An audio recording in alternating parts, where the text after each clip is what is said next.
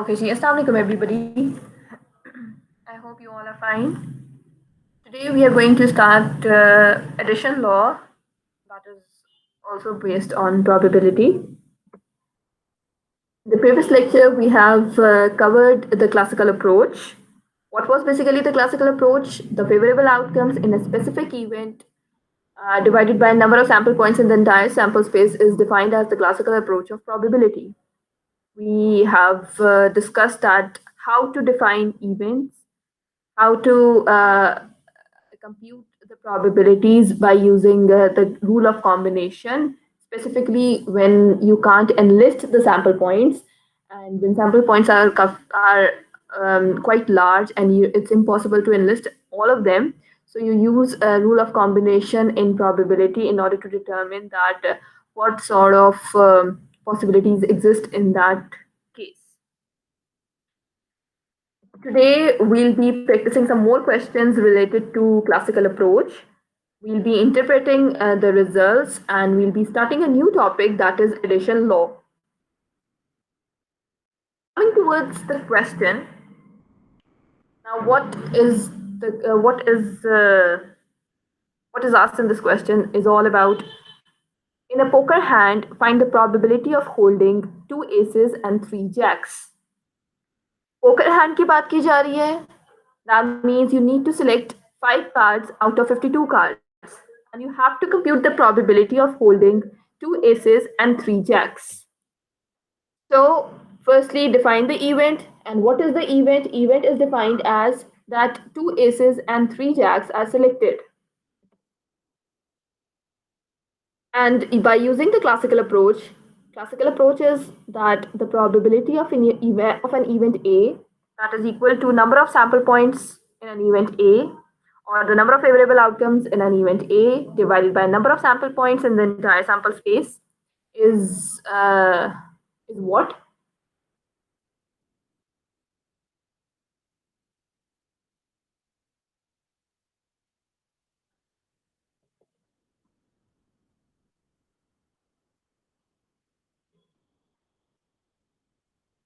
Total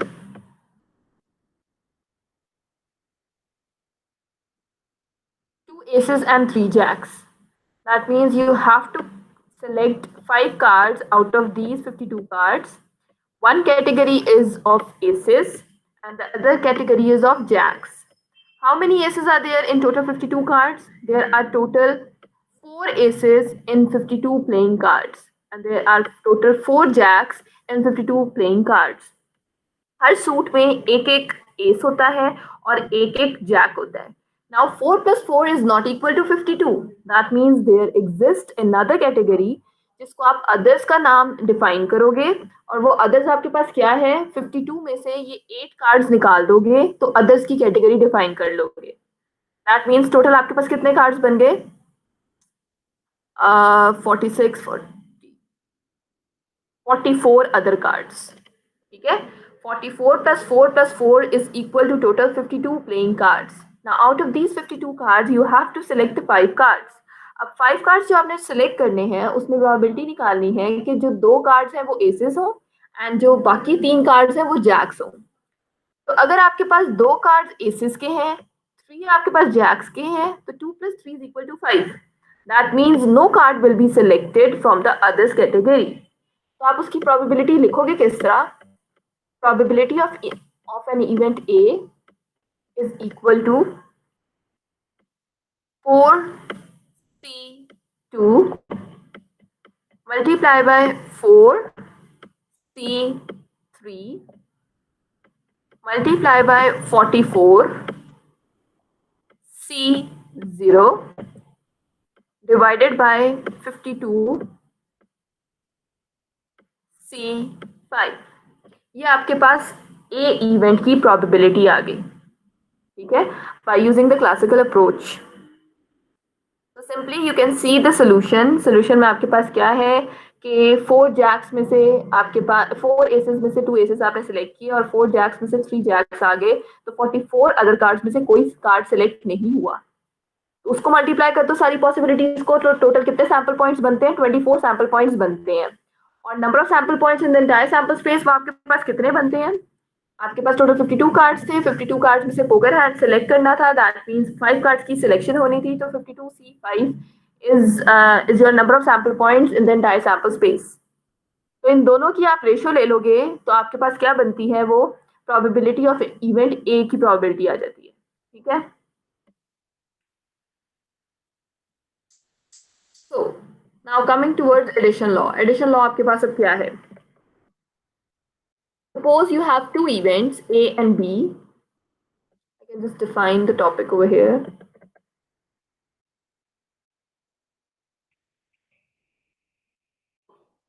If two events A and B are there, then probability of A union B is equal to probability A plus probability B minus probability A intersection B. आपके पास जब either और at least या commas given हो तो उस case में हम union use करते हैं। दैट मीन्स ये वाला दो इवेंट्स हैं और यूनियन का केस कब यूज करोगे? जब ईदर और एटलीस्ट या कॉमास गिवन हो, तब उस केस में हम ये यूनियन यूज करते हैं। आपके पास क्या है यहाँ पर? Probability A plus probability B minus probability A intersection B. Probability A क्या होगा? Number of favourable outcomes in an event A divided by number of sample points in the entire sample space, plus probability B क्या है? Number of favourable outcomes in an event B divided by number of sample points in the entire sample space, minus probability A intersection B का क्या मतलब है? Number of favourable outcomes that are common in both A and B divided by number of sample points in the entire sample space. तो ये आपके पास क्या आ गया? एडिशन लॉ आ गया। सिंपली आप क्या करोगे, दो इवेंट्स को, ये रूल लिखा के साथ जाता है, जब सेपरेटली आप इवेंट्स को डिफाइन करते हो तो प्लस के साइन के साथ यूज करते हो, और फिर जब उसके साथ दो दो के कॉम्बिनेशन होते हैं तो माइनस, अब टिल सो ऑन। ये आपके पास एक्सटेंड हो जाता है law according to the situation. अब आपके पास क्या है, यहाँ पे दो इवेंट्स थे, दो इवेंट्स के लिए पहले सेपरेटली आपने लिखा एडिशन लॉ तो प्लस का साइन, फिर आपने दो के कॉम्बिनेशन लिखे तो माइनस का साइन। इसी तरह अगर तीन इवेंट्स होंगे तो ये लॉ एक्सटेंड हो जाएगा। अब ये सेकंड केस देख लो, यहाँ पर क्या है? If two events A and B are mutually exclusive. Mutually exclusive हमने प्रोबेबिलिटी के स्टार्ट में हमने ये पढ़ा था, when there is nothing common in between the two events we will say that they are mutually exclusive events. Means दो events के बीच में कोई चीज कॉमन नहीं होनी चाहिए, they must be different, they must be disjoint. तो ओवरलैपिंग एग्जिस्ट नहीं कर रही, डिफरेंट है, डिसजॉइंट है, तो उस केस में ऑब्वियसली बात है कॉमन पॉइंट क्या होगा? एलिमिनेट हो जाएगा। तो प्रोबेबिलिटी ए यूनियन बी क्या रह जाएगा? Probability A plus probability B, जो कि ये है। ठीक है जी। तो एडिशन लॉ आपके पास क्या है बेसिकली? फॉर इंस्टेंस अगर आपके पास दो इवेंट्स हों तो प्रोबेबिलिटी ए यूनियन बी, आपके पास क्या आया? Probability A plus probability B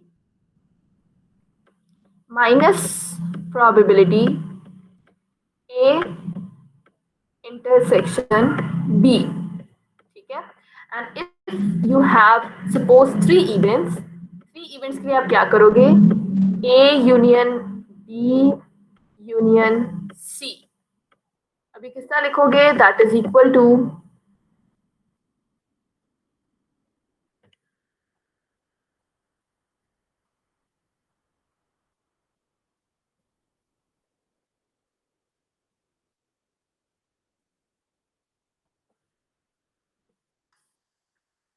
just wait a second.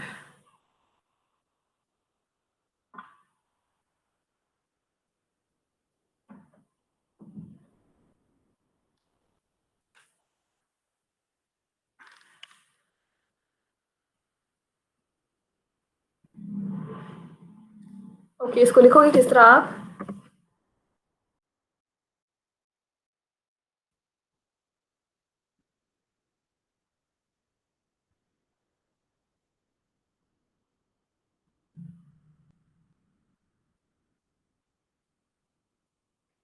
Probability A plus probability B plus probability C जब 3 इवेंट्स का आपके पास रूल आएगा, यूनियन लोगे, तो तीनों के पहले अलग से लिखना फिर प्लस के साइन के साथ, then minus probability A intersection के लिए मैं आई या ये सिंबल यूज कर रही हूँ, A intersection B minus probability A intersection C minus probability B intersection C A B A C B and C, ये आपके पास हो गए। देन कम्स 3 का रह गया आपके पास, तो प्लस के साइन के साथ A intersection B intersection C, like this. तो आपने पहले 3 इवेंट्स का अलग अलग इंडिविजुअली लिखा है तो प्लस का साइन, फिर दो दो के इवेंट्स लिखे हैं तो माइनस का sign, that means minus probability A intersection B A intersection C B intersection C, फिर plus probability A intersection B intersection C. तो इन शॉर्ट सीरीज चलती है plus minus plus minus plus minus up till so on, चाहे जितनी मर्जी आपके पास events हो और उसका आपने यूनियन लेना हो। तो यहाँ पे भी लिखा हुआ है this rule can be extended to 3 और मोर इवेंट्स, फॉर एग्जांपल ये प्रोबेबिलिटी ए यूनियन बी का वही वाला लिखा हुआ है रूल जो मैंने अभी आपको बताया है कि इंडिविजुअली इवेंट्स लिया तो प्लस का साइन, देन दो दो के कॉम्बिनेशन है तो माइनस का sign, and at the end आपके पास 3 का कॉम्बिनेशन आ रहा है तो प्लस का sign, plus minus up till so on, this will be the probability of A union B union C. Okay, now coming towards the next example, consider a pack of 52 playing cards. A card is selected at random. What is the probability that the card is either a 10 or a diamond or a 10? Starting में मैंने आपको बताया है कि addition law आप तब use करोगे जब आपके पास ईदर और एटलीस्ट या कॉमास के वर्ड्स गिवन हो, ठीक है। यहाँ पर भी देखो आपके पास क्या यूज किया गया है, ईदर और का मतलब क्या है आपके पास कि आप यूनियन यूज करोगे, ईदर अ डायमंड इसको इवेंट ए का नाम दे दो और अ 10 को आप इवेंट बी का नाम दे दो। तो आपने क्या फाइंड आउट करना है, probability A union B. Event A आपने डिफाइन कर दिया that the diamond is selected, और इवेंट बी आपने कर दिया a 10 is selected. Diamond is selected में आपके पास कितने सैंपल पॉइंट्स आते हैं, डायमंड आपके पास क्या है, ये एक सूट है, इस सूट में आपके पास टोटल 13 कार्ड्स आते हैं, ठीक है। तो ace 2 3 4 up till so on 10 jack queen king, ये 13 कार्ड्स आपके पास डायमंड्स में आते हैं। और देन आपके पास क्या है, event be a 10 is selected. अब ये जो 10 है ये हर सूट में आता है, तो 4 सूट्स टोटल है तो 10 10 10 ये आपके पास है अ 10 इज सिलेक्टेड। आपके पास प्रोबेबिलिटी निकालनी थी that a diamond is selected और अ 10 इज सिलेक्टेड, तो हम सिंपली यही रूल यूज करेंगे। प्रोबेबिलिटी ऑफ ए आपके पास क्या आएगा, वो आपके पास आता है number of favourable outcomes in an event A divided by number of sample points in then the sample space. तो number of sample points in an event A में सैंपल पॉइंट्स कितने हैं, टोटल आपके पास 13 सैंपल पॉइंट्स हैं, तो ऊपर numerator में आपके पास क्या आ गया 13 divided by number of sample points in then the sample space. तो एक कंप्लीट डेक में टोटल कितने कार्ड्स होते हैं, टोटल आपके पास 52 कार्ड्स होते हैं, तो 13 by 52 is the probability of event A. Then comes probability of event B. Event B आपके पास क्या है, number of favorable outcomes in an event B divided by number of sample points in the entire sample space. तो event B के sample points कितने थे, वो 4 थे, तो 4 by 52 is the probability of event B. Now comes events that are common in both A and B.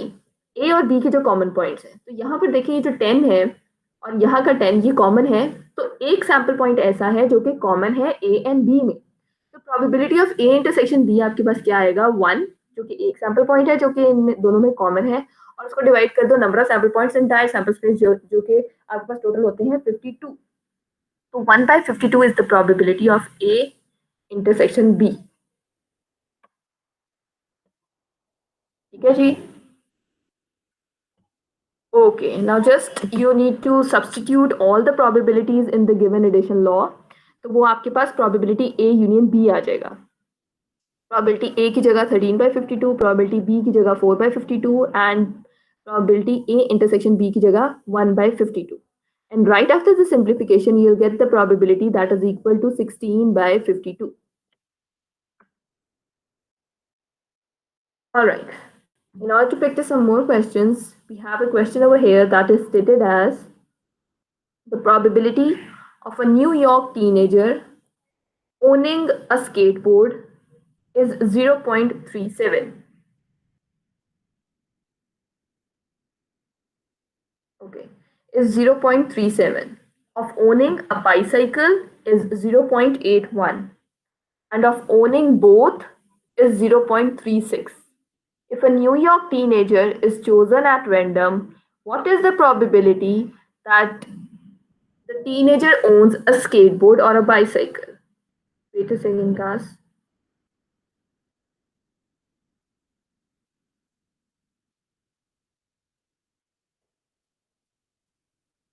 Okay.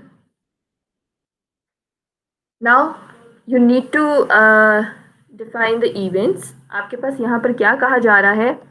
एक तो और का वर्ड यूज किया गया है, और का अगर वर्ड यूज किया जा रहा है दैट मीन्स हम एडिशन लॉ ही यूज करेंगे। उन्होंने क्लियरली बता दिया है कि स्केटबोर्ड की जो प्रोबेबिलिटी है वो 0.37 है, बाईसाइकिल की है 0.81 एंड बोथ बोथ का मतलब है स्केटबोर्ड एंड बाईसाइकिल, तो that means S intersection B जो कि कितनी है 0.36।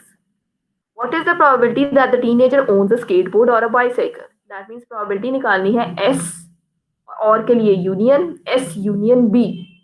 तो S यूनियन B क्या होगा? यहाँ पर हमने A और B की नोटेशन यूज की है, स्केटबोर्ड के लिए A, बाइसाइकिल के लिए B। तो ये तो प्रोबेबिलिटीज पहले से आपके पास गिवन थी क्वेश्चन में, इनको सिंपली आपने सब्स्टिट्यूट करना है इस मॉडल में। A यूनियन B क्यों लगाया जा रहा था? क्योंकि सिंपली और का केस था और के केस में हमारे पास यही रूल लगता है और ऑलरेडी ये probabilities given थी।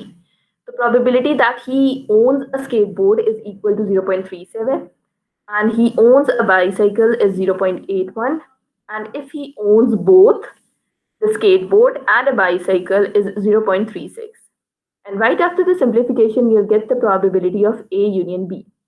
तो कैलकुलेटर पे सॉल्व कर लें और इसका आंसर कंप्यूट कर लें आप, तो आपके पास प्रोबेबिलिटी A यूनियन B आ जाएगी।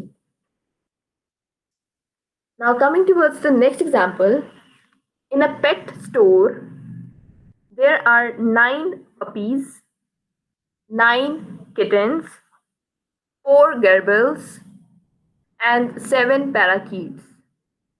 If a pet is chosen at random, what is the probability of choosing a puppy or a parakeet? आपके पास वो क्लियरली क्या बता रहा है, एक स्टोर है, उस स्टोर में आपके पास 6 पपीज हैं, 9 किटन्स हैं, 4 गर्बल्स हैं एंड 7 पैराकीट्स हैं। अब प्रोबेबिलिटी निकालो कि जब एक आप चूज करोगे पेट, उसमें से वो या तो वो पपी होगा या तो पैराकीट होगा। और का केस है तो सिंपली हम प्रोबेबिलिटी ए यूनियन बी लगाएंगे। ठीक है, अब ए यूनियन बी के अकॉर्डिंगली पहले इवेंट्स डिफाइन कर लो। ठीक है, ये आपके पास प्रोबेबिलिटी ए आ गया, ये प्रोबेबिलिटी बी आ गया। प्रोबेबिलिटी ए हमारे पास क्या है, पपीज, तो प्रोबेबिलिटी ए किसका निकालोगे, टोटल कितने आपके पास नंबर ऑफ सैंपल पॉइंट्स है, वो 6 + 9 + 4 + 7, और टोटल जितने भी आपके पास पेट्स बन रहे हैं उसका टोटल नीचे डिनोमिनेटर में आएगा, और पपी की अगर प्रोबेबिलिटी निकाल रहे हो तो ऊपर 6 आएगा। और आप पैराकीट, पैराकीट की प्रोबेबिलिटी किसका निकालोगे, 7 डिवाइडेड बाय व्हाट, 6 + 9 + 4 + 7, डिनोमिनेटर में टोटल नंबर ऑफ पेट्स आ जाएंगे जो कि नीचे आपके पास आ जाएगी रेशियो की फॉर्म में। Minus probability A intersection B means minus probability puppy intersection parakeet. जाहिर सी बात है, अगर एक पेट चूज करोगे या तो वो पप्पी होगा या तो पैराकीट होगा, दैट मीन्स ये म्यूचुअली एक्सक्लूसिव वाला केस होगा। एट अ टाइम या तो पप्पी होगा या तो पैराकीट होगा, दोनों चीजें सेलेक्ट नहीं हो सकती, तो वो minus probability A intersection B की जगह आपके पास 0 आ जाएगा। तो you need to solve this question at home, खुद से प्रैक्टिस करो and you can just verify the answer by just commenting below the given video. Okay, now coming towards the next example. An integer is chosen at random from the first 200 positive integers. What is the probability that the integer chosen is divisible by 6 or by 8? आपके पास first 100 positive integers हैं, तो total number of sample points कितने हुए, 200। What is the probability that the integer chosen is divisible by 6 or by 8? और का case है, that means और से पहले वाले को इवेंट ए डिफाइन करोगे और के बाद वाले को इवेंट बी डिफाइन कर लोगे।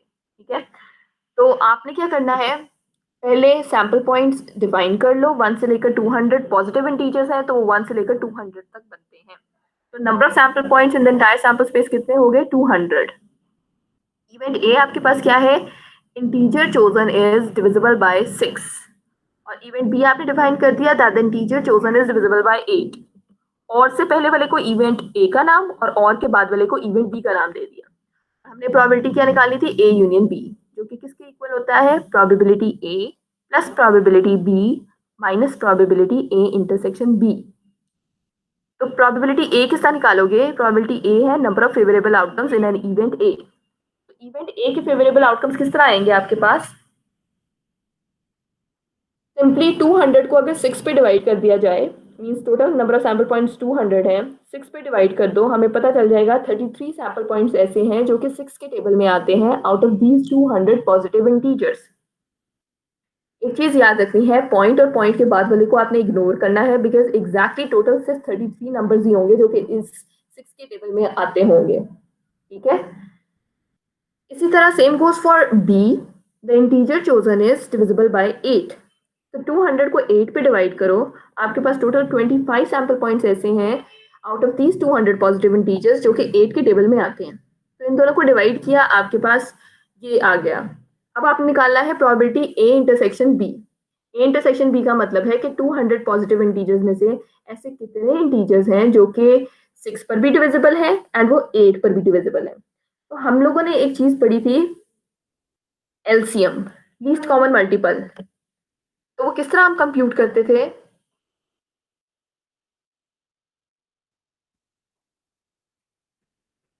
सिंपली 6 एंड 8 का एलसीएम ले लो, कॉमन पॉइंट ले लो, 2 3s are 6, 2 4s are 8, 3 1s are 3,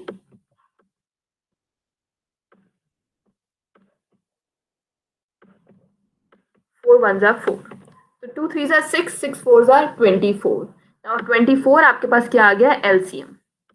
अब अगर आप 200 को डिवाइड कर दो 24 के साथ, तो हमें पता चल जाएगा कितने सैंपल पॉइंट्स ऐसे हैं जो कि 6 और 8 में कॉमन है। तो आपके पास टोटल कितने आते हैं, आई गेस 8 आता है आपके पास डिवाइड करने के बाद जी। 200 divided by 24 is equal to total 8 sample points. तो ये आपके पास 33 number of sample points event A के आगे जो कि ये एन ए है, 25 सैंपल पॉइंट्स ऐसे हैं जो कि इवेंट बी के हैं जो कि एन बी है, और 8 सैंपल पॉइंट्स ऐसे हैं that are common in both A and B. तो प्रोबेबिलिटी की डेफिनेशन के अकॉर्डिंगली ये तीनों चीजें ऊपर आ जाएंगी आपके पास न्यूमरेटर में, और डिनोमिनेटर में हम क्या लेते हैं, number of sample points in the entire sample space. वो हमें पता है कि 200 है, तो इनको 200 से डिवाइड कर दिया। वही वाली बात है, इसमें क्लासिकल अप्रोच ही लग रही है हमारे पास, जिसमें हम number of favourable outcomes specific event को डिवाइड करते हैं number of sample points entire sample space के साथ। ठीक है, इसको सिंप्लीफाई करो, you will get the answer 50/200।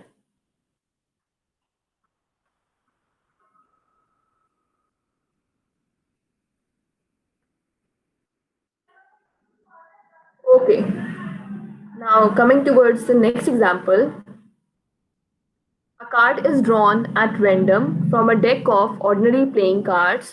What is the probability? Just wait a second, class.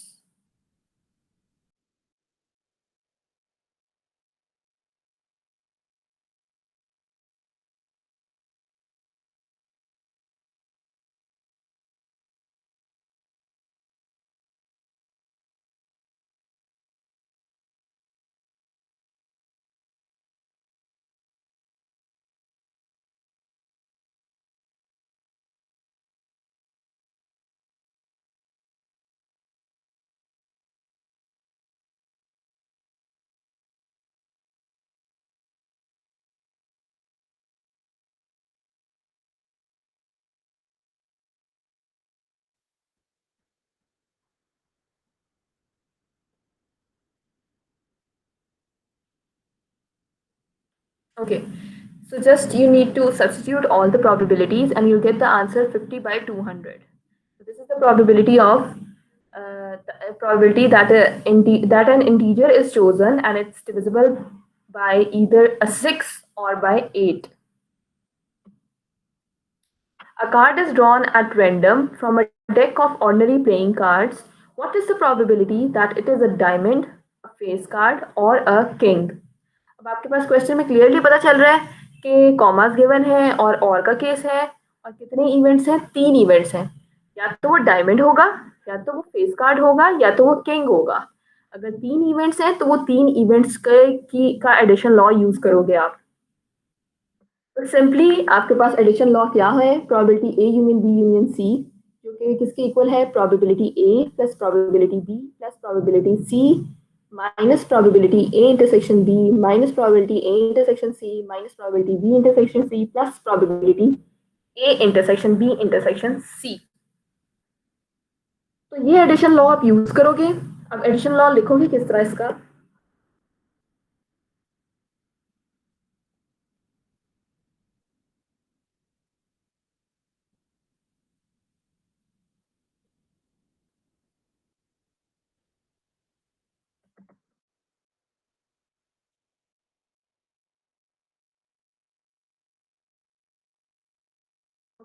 According to addition law पहले तो आप सबसे पहले इवेंट्स डिफाइन कर लो। ठीक है, इवेंट ए आपके पास क्या है कि डायमंड्स है। डायमंड्स में आपके पास कौन कौन से आ जाते हैं, ace 2 3 4 up till so on 10 jack queen king. ठीक है, जैक क्वीन और किंग। इसी तरह आपके पास इवेंट बी है। इवेंट बी आपके पास क्या है कि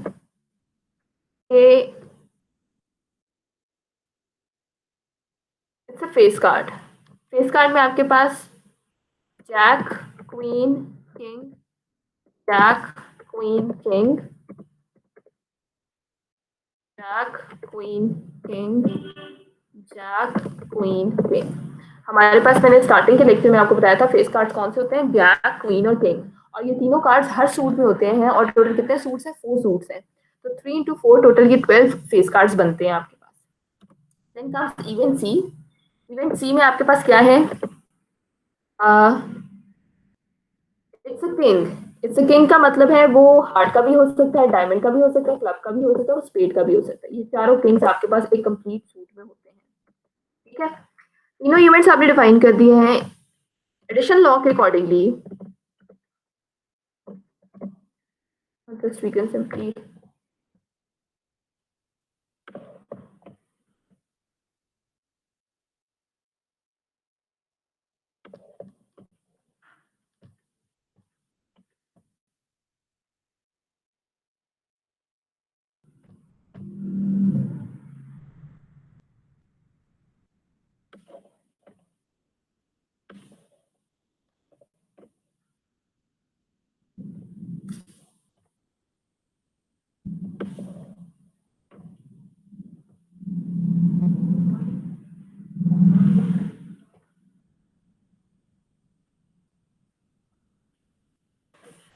ये आपका एडिशन लॉ है। प्रोबेबिलिटी ए, प्रोबेबिलिटी ए की जगह आपके पास क्या आएगा,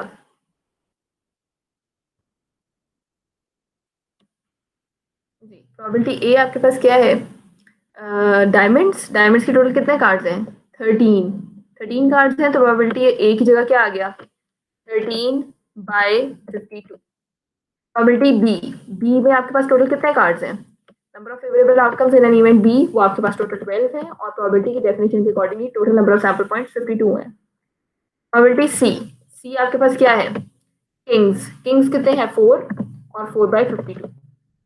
प्रोबेबिलिटी ए इंटरसेक्शन बी, ए और बी के जो कॉमन है, ए और बी में कॉमन देख लें, जैक क्वीन किंग और ये जैक क्वीन किंग, ये कॉमन है। टोटल कितने कार्ड्स कॉमन हो गए, 3/52 आपके पास प्रोबेबिलिटी ए इंटरसेक्शन बी आ गई। Then comes A intersection C, A और सी इन दोनों में जो कॉमन है, तो ये किंग और ये किंग ये कॉमन है, तो एक सैंपल पॉइंट ऐसा है जो कि कॉमन है, तो 1/52। Then comes B intersection C, B and C में जो कॉमन है, किंग, हर किंग जो कि डायमंड का हो, क्लब का हो, स्पेड का हो या हार्ट का हो, वो चारों किंग्स यहाँ पे भी हैं। तो 4/52। Then comes probability A intersection B intersection C. A और बी का जो कॉमन है वो तो ये तीन कार्ड्स हैं, जैक क्वीन किंग और ये जैक क्वीन किंग। ठीक है, ये तीन कार्ड्स आपके पास कॉमन आ गए। अब इसमें और इसमें कॉमन कौन सा है? सिर्फ ये एक किंग का कार्ड कॉमन है बी और सी में, क्योंकि ए और बी में तो किंग ये तीन कार्ड थे जो कि कॉमन आ रहे थे। अब बी और सी का देखना है तो उसमें सिर्फ ये एक कार्ड कॉमन आ रहा है। तो एक कार्ड का क्या मतलब है? 1/52। And right after the simplification, you'll get the answer 22/52. ठीक है जी। तो ये आपके पास था question, when you have three events. Three events के लिए आप सिंपली एडिशन लॉ ही यूज करोगे, सिर्फ वो ये है कि एक्सटेंडेड जो आपके पास एडिशन लॉ है वो यूटिलाइज करोगे। इसी तरह इवेंट्स 4 भी हो सकते हैं, 5 भी हो सकते हैं। आप खुद ही एडिशन लॉस का बनाओगे किस रूल के अकॉर्डिंगली, कि आप प्लस माइनस इस तरह सीरीज लेके चलो। पहले इंडिविजुअली इवेंट्स को डिफाइन करोगे, फिर दो दो के कॉम्बिनेशन, फिर तीन तीन के कॉम्बिनेशन, फिर चार चार के combination, up till so on, जितने तक आपका एडिशन लॉ जा रहा है उसको वैसे ही एक्सटेंड करोगे। Okay, now coming towards the next example, a pair of dice are thrown, find the probability of getting a total of either 5 और 11। और का केस है, और से पहले वाले को इवेंट ए का नाम दे दो, और के बाद वाले को इवेंट बी का नाम दे दो। A pair of dice are thrown. अब आपको पता है सैंपल स्पेस हम किस तरह बनाते हैं? जब एक डाई को दो बार रोल किया जाता है तो आपके पास क्या होती है? सिंपली हम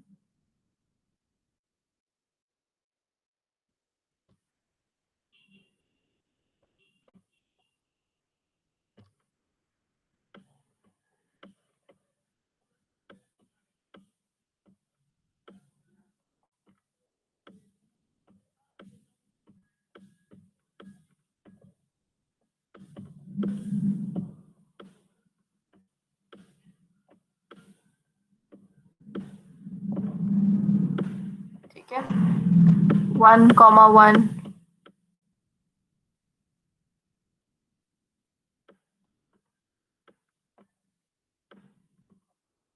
1,2 अप टिल सो ऑन, ये कहाँ तक जाएगा? ये जाएगा 6,6 तक। ठीक है, सैंपल स्पेस मैंने लास्ट क्लास में भी आपको बनानी सिखाई थी, ये वही वाली चीज है। अब आपके पास क्या कह रहे हैं?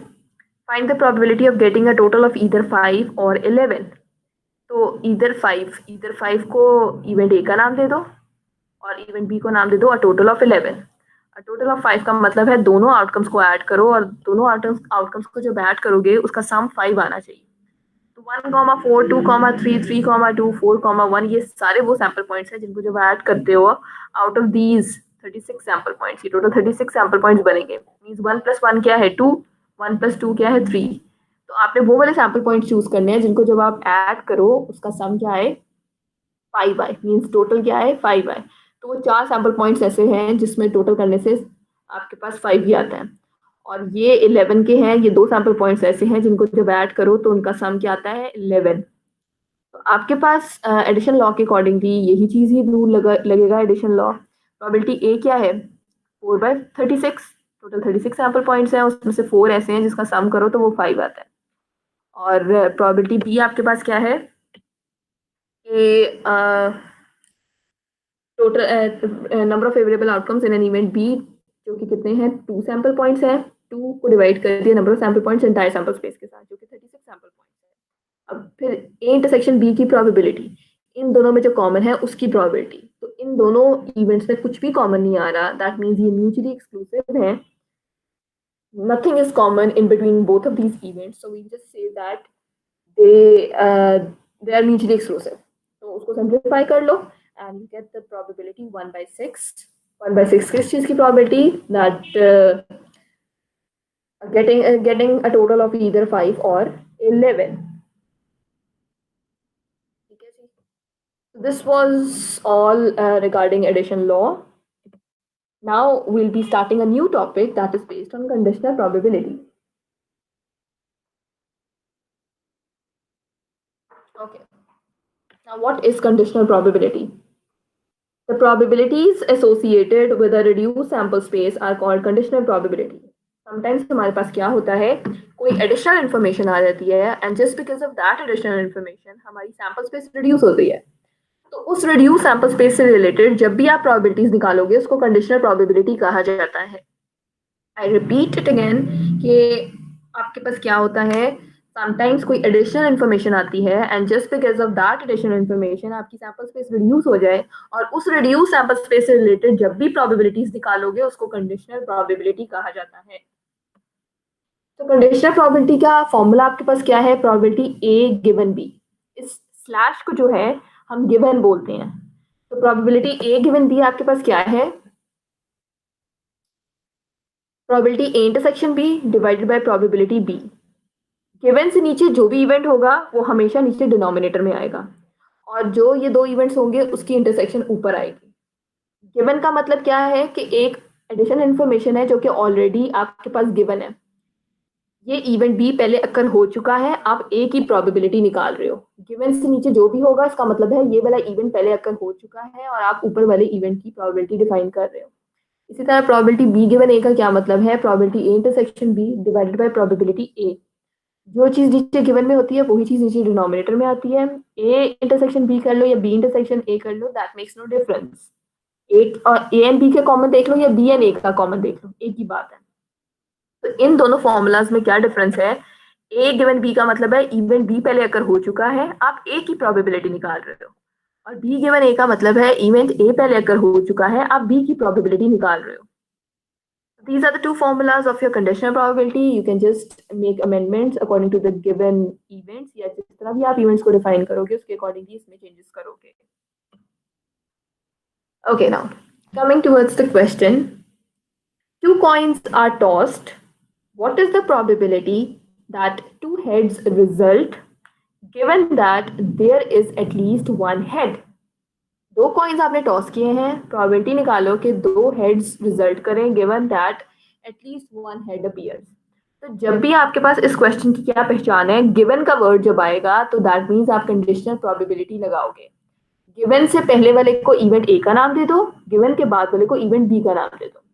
To coins are tossed. Two coins are tossed का मतलब है क्या सैंपल स्पेस बनेगी, एक बार कॉइन टॉस किया या तो हेड या तो टेल, दूसरी बार कॉइन टॉस किया either a head or a tail. Same goes for this one, either a head or a tail. So head head, head tail, tail head, tail tail. Sample space आपकी ये बनेगी. तो sample space आपने लिख ली जो कि ये है.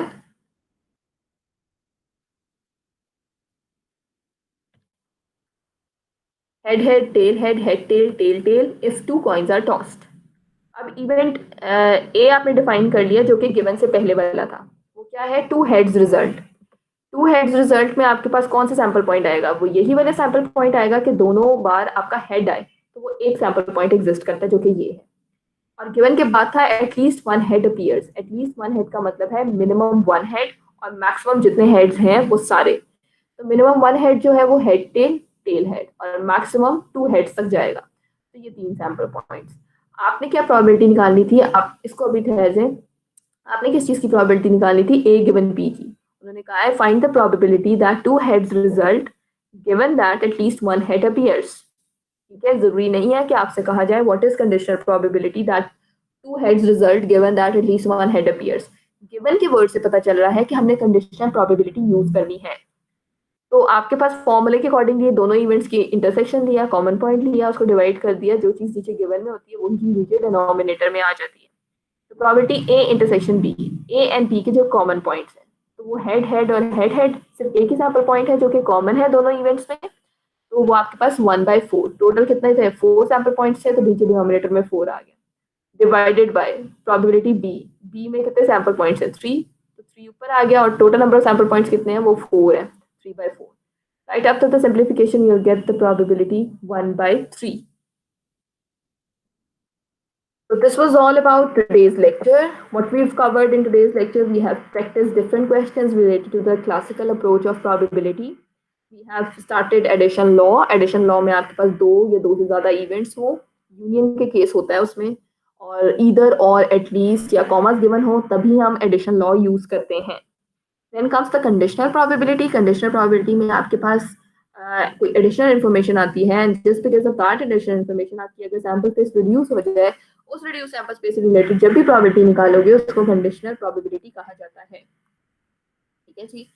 और कंडीशनल प्रोबेबिलिटी के हमने फॉर्मूलाज देखे हैं, उससे रिलेटेड क्वेश्चंस भी देखे हैं। नेक्स्ट लेक्चर में हम और क्वेश्चंस प्रैक्टिस करेंगे ताकि थोड़ा कॉन्सेप्ट क्लियर हो, but do practice questions at home as well, because probability सिर्फ प्रैक्टिस से आती है, प्रैक्टिस के बगैर नहीं आती है। ठीक है जी। See you in the next lecture, take care, अल्लाह हाफिज।